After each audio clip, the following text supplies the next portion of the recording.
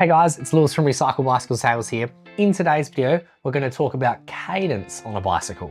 First of all, what is cadence?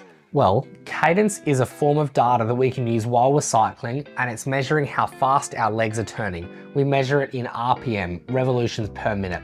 Kind of similar to if you're driving a car, as you work your way through the rev range and it can work a little bit faster or work a little bit slower.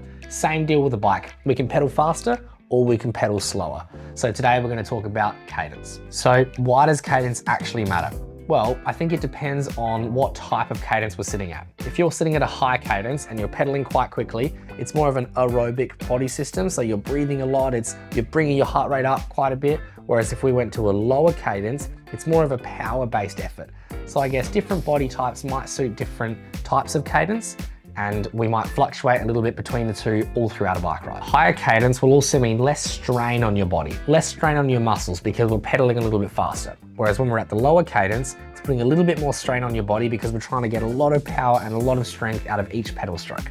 So how do we actually measure cadence? Well, we've got this cadence sensor that will sit on the back of a crank arm here, and as we're pedaling, it will be able to sense how many revolutions it's doing, and it will be able to calculate and average out what that works out as being per minute. This data can be displayed onto your head unit right next to speed or distance or time of day. Cadence is an important one that we like to know. What's an average cadence that you should be riding at? What's the number that you should be aiming for while you're riding? If we're riding along a flat section of road, maybe along the esplanade, along the beach, a pretty average rule of thumb for most cyclists is we want to be sitting between about 90 and 100 RPM, 90 and 100 revs.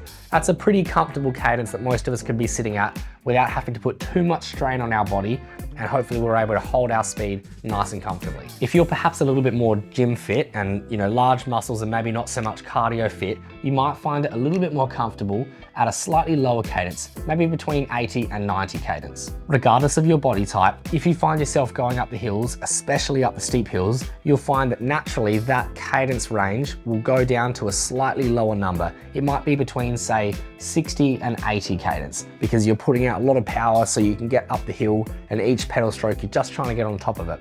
So don't be discouraged if you find your cadence dropping in the hills. That's what we expect. It's all good and well to hear these numbers and understand what they mean, but it might be a little bit confusing. So I'm going to put a bike on the trainer and I'm going to try these different cadence ranges so you can see exactly what I mean. This is about what a 90 cadence looks like.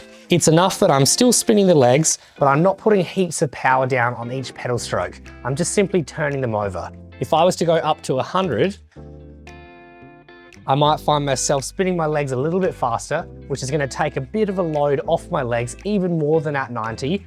But now I can feel myself bouncing on the saddle a little bit just to keep my legs going fast enough. So this definitely works, but it's just a little bit, it's very light pedaling, very, very light pedaling.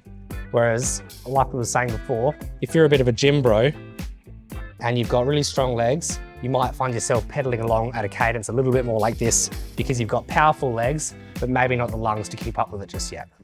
So how can we actually improve our cadence? Well, I think the first thing we can do is shift into a smarter gear. Maybe you're going up a steep hill and you're in a really hard gear and you're pedaling like this, but if you drop to a slightly easier gear, now your feet are able to move a little bit faster. That's going to make it a little bit easier. We can also improve our cadence by doing high cadence spinning. And what I mean by that is we can just do some drills where we sit at a high cadence. You might sit at maybe 110 or 120 cadence, which is actually a lot harder than it sounds because your legs are moving so fast and you'll be bouncing on the saddle, just trying to keep your feet down. It's a difficult skill to try and get on top of, which is why it's a good one to try and practice. And if you can spin at this high cadence, it means you can spin at 90 comfortably. Interestingly enough, if you ever watch the indoor velodrome stuff and you've seen riders like Tate Ryan riding around the track, you'll see that they can sit at an incredibly high cadence because they only have one gear to pick from. So I was saying before that if you think that your cadence is not quite perfect, you can adjust your gear to make it perfect.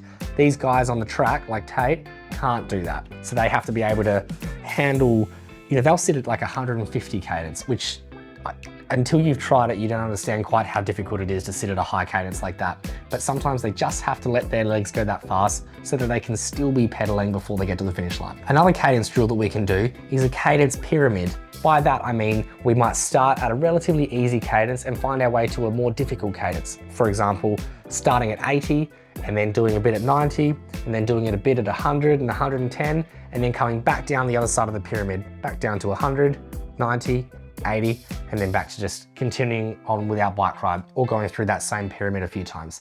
This will teach our body what it feels like at different cadences and how to move up to one or back down to another. But it's worth noting that while you're doing this pyramid, try and stay at the same speed. Just because you're pedaling faster doesn't mean the bike is going faster, because now you're sitting in a slightly easier gear, so your legs are going a little bit faster, but the speed is not adjusted. Another tip when we're learning how to use our cadence is if you can try and sit at the same cadence for an entire bike ride, that's very impressive. Whether you're going up the hill and down the hill, if you can use your gears appropriately and adjust between different cogs, you might be able to keep your cadence at 90 for an entire bike ride, even if you're going faster or going slower because of what gear you're sitting in. It might sound confusing, but it will make sense when you're out on the road. Now, I've heard some people get confused between cadence, power, and effort. So let's quickly dive into each of those words so we understand what we're talking about. So cadence is, as we've spoken about in this video, is talking about how fast you're actually pedaling. Power is talking about how hard you're pedaling, not how fast, just how hard you're actually pressing on the pedals. Power is something that we measure in watts, and then we measure it through a strain gauge in the crank arm or in the pedals. So we're kind of measuring sort of like how much it's actually bending. And power is actually cadence multiplied by the torque. And effort can often be measured through heart rate on our GPS devices. Effort can be how hard it actually feels like you're working. Maybe your heart rate is flying and it's really high and you're struggling to get enough oxygen in because you're working so hard. That means that it's a pretty effortful bike ride. So learning how to balance these three, cadence, power, and effort / heart rate, is a really valuable skill to have as a cyclist. It's going to help you be able to last for an entire bike ride and know where you can put different amounts of effort in. This is exactly where having a GPS unit might come in handy, because you can have all of this data on the screen right in front of you as you're riding. If you're sitting with a really low cadence and you're putting out a lot of power and pedaling quite slowly, you'll find there's a lot of torque that's going through your knees, which gets a bit uncomfortable, so it can eventually cause some knee pain. Whereas if we're on the other side of the spectrum and we're sitting at a really high cadence and pedaling really fastly, we might get some hip pain, because you'll find your pelvis bouncing on the saddle as you're trying to keep up with moving the pedals fast enough. So we want to try and find the Goldilocks between the two, right in the middle. Additionally, having a cadence too high could even be wasted energy, because now you have to lift your leg up